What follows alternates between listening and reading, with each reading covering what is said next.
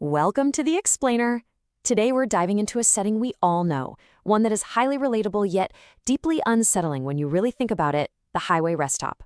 We're going to break down the anatomy of 3 terrifying encounters drawn directly from true source material. We'll be analyzing the psychological and physical threats that kind of just lurk right on the edges of our highways. So, let me ask you, have you ever pulled into an empty rest area in the dead of night? I mean, really picture it. You've been driving for hours, your eyelids are heavy. You pull off the main road into this isolated, sort of liminal space bathed in the dim glow of a single street lamp. It's supposed to be a safe haven for weary travelers, right? But as our source material reveals, these desolate way stations can sometimes become traps. Okay, let's dive into this first encounter. Part 1. The physical threat. The Midnight Stalker.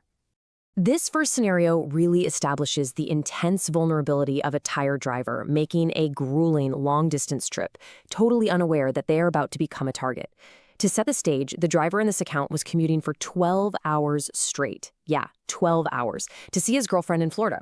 He decided to drive through the night just to avoid traffic. So the absolute crucial point here is sheer exhaustion. By the time he spots a rest area sign in the middle of the night, his situational awareness is severely clouded. He's doing that classic head drop, struggling just to keep his eyes open. He pulls into a tiny brick building rest stop, and there's only one other car parked way in the far corner of the lot. When he gets out, the red flags begin to appear slowly and methodically. First, the men's room door is inexplicably locked. He waits, knocks, but gets absolutely no response. Needing to just splash some water on his face, he goes into the unlocked women's room instead, locking the door behind him. While he's at the sink, he hears a light tap, followed by an aggressive, continuous beating on the door. When he finally opens it, the hallway is totally empty. But the men's room door is now propped open, and a fresh trail of muddy footprints leads directly from that door to exactly where he's standing. Spooked, and I mean, who wouldn't be, he walks outside, only to find that the one other car in the lot has moved and is now parked directly next to his, with muddy footprints leading right to his passenger door. Trying to rationalize the whole thing, he retreats back to the men's room and hides in a stall, but the tension really peaks here. The bathroom door squeaks open. Someone walks in, locks the deadbolt, and enters the stall right next to our driver. But they don't use the bathroom. Looking under the partition, the driver sees the tips of the man's boots. The stranger is standing perfectly still, facing the wall that separates their stalls, just waiting. In a total burst of pure survival instinct, the driver slowly opens his stall door, unlocks the deadbolt, and just sprints to his car. As he throws the car in reverse, he catches a quick glimpse of a tall man in a green hooded sweatshirt rushing out of the hallway. The driver floors it. He's hitting nearly 90 miles per hour on the highway, his heart absolutely racing, terrified of literally every navy blue Chevy he sees for the rest of his trip. He escaped, sure, but he never actually learned what the stalker wanted. Part 2. The Uncanny Threat. The Man in the Dark. Now we're shifting gears from a highly aggressive physical stalker to something deeply unsettling and unexplained. This event happens at the incredibly isolating hour of 3 a.m. A father is driving his family cross-country. His wife and daughters are safely asleep in the truck, along with their dog, Bilbo. Desperate for a bathroom break, the dad pulls into a rest stop. And right away there's an anomaly. A strange man sitting on a bench outside the bathrooms, who turns his head and tracks the father's movements with this completely vacant stare. Inside, things immediately get weird. The bathroom has this peculiar, overwhelming smell, almost like an electrical fire. As the father finishes up in the stall, the lights suddenly go completely out. And this isn't some quirky motion sensor issue. Someone manually turned them off. In the pitch black, the father hears the door open and shut, followed by this heavy, animalistic breathing lingering right by the entrance. When the father finally gets the courage to step out of the stall, the lights flick back on and the room is completely empty. Massively relieved, he goes to wash his hands. But when he looks up into the mirror, the strange man from outside is standing directly behind him. He made absolutely zero sound coming in. The man is around 50 years old, wearing these out-of-time clothes like a button-up shirt and plaid dress pants that looked like something a grandfather would wear from a whole different era. When confronted, the man just stares. As the terrified father rushes for the exit, the man speaks in this strange, strained voice, uttering the chilling phrase, "It's good to see you again." What's really fascinating here is how the environment reacts to this uncanny threat. When the father gets back to his truck, he takes his dog Bilbo out for a quick walk. Now, Bilbo is normally a very calm dog, But he goes absolutely erratic. He barks, growls, whimpers, and literally breaks free from his leash to sprint to the men's room door, digging frantically at the bottom. You know, animals often sense danger way before we do. When the father cautiously goes back to check the bathroom, not only is it completely empty, but the strange man's car is nowhere in the lot. He vanished just as inexplicably as he appeared. Part 3. The Deceptive Threat, the Catfish Trap.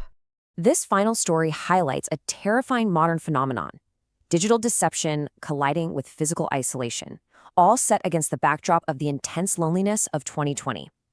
We should quickly define catfishing here for context. It's luring someone into a relationship by means of a fictional online persona. Our narrator was a self-described socially awkward introvert dealing with depression. He finally gets a Tinder match with a stunning woman named Bianca. She seemed absolutely perfect. She shared his interest in comics and movies, and shockingly, even had the exact same Batman tattoo on her tricep. And this timeline brilliantly illustrates how carefully constructed this deceptive lure really was. He was suspicious at first, naturally, so he asked to FaceTime. She agreed immediately, and they spoke for 2 hours. She was beautiful, real, and charming. She then claimed she was leaving town the next morning and suggested they meet right then at a highway rest stop an hour away to say goodbye. Once he arrived at the desolate stop, she texted him, refusing to meet in the lobby and insisting he walk to the dark, heavily wooded area behind the building for privacy. Thankfully, the narrator's survival instincts kicked in big time, and he flat out refused to walk behind the building. The contrast here is staggering. He believed he was meeting Bianca, short, beautiful, and seemingly trustworthy. But the physical reality waiting for him in the shadows, it was entirely different. Refusing to go out back, he decides he'll just call her from the rest stop lobby. As the call rings, he hears a faint ringtone jingling from the dark corner of the lobby, right next to the vending machines. The phone goes to voicemail, and the jingling stops. Peering into the darkness, he sees a faint, distinct shadow lurking just behind the machine. This psychological terror absolutely peaks right here. The narrator retreats to his car, turns off his headlights, and just watches the lobby windows. A tall, skinny figure emerges from behind the vending machine, pulls out a cell phone, and begins to type. At that exact second, the narrator receives a text from Bianca saying, "Where did you go?" with a sad face emoji. He was watching the trap operate in real time. He speeds off onto the highway.